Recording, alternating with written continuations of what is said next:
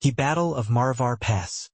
The ambush that turned Afghanistan's mountains into a living hell. On a cold morning in 1985, as a Soviet battalion trudged through the rugged roads of eastern Paktia's mountains, attempting to secure one of the most treacherous mountain passes near the Pakistani border, they had no idea their fate was sealed between the narrow cliffs of the Maravar Pass. Here, in this mountain corridor that resembled the jaws of a guillotine, the Afghan Resistance was preparing a trap that would go down in the history of the Soviet-Afghan War as one of the fiercest and most meticulously executed ambushes. The Soviet convoy, with its armored vehicles and supply trucks, slithered forward like a long serpent, deluded that the might of their artillery and tanks would intimidate any resistance. But the Mujahideen, who had monitored their movements for days from the towering mountain peaks, chose the decisive moment with the icy precision of mountain hawks. Suddenly, as the last Soviet vehicle entered the heart of the pass, buried explosives detonated, transforming the corridor into a prison of stone and fire. Rocks cascaded down the sides of the pass like a metallic curtain,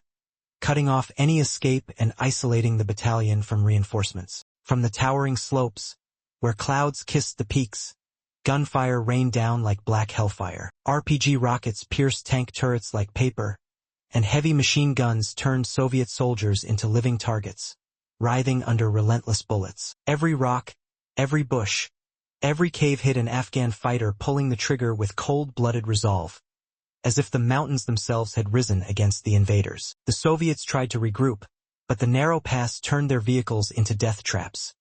Those who fled were gunned down. Those who stayed were burned alive. Amid the chaos, desperate cries for help crackled over radios.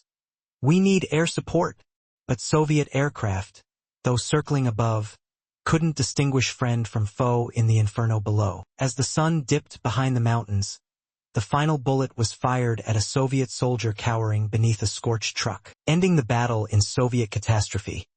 Scattered corpses, smoldering equipment, and screams silenced forever. In mere hours, the Mujahideen turned the mountain pass into a vengeful arena, writing a lesson in Soviet blood that history would never forget. In Afghanistan's mountains, even the rocks fight.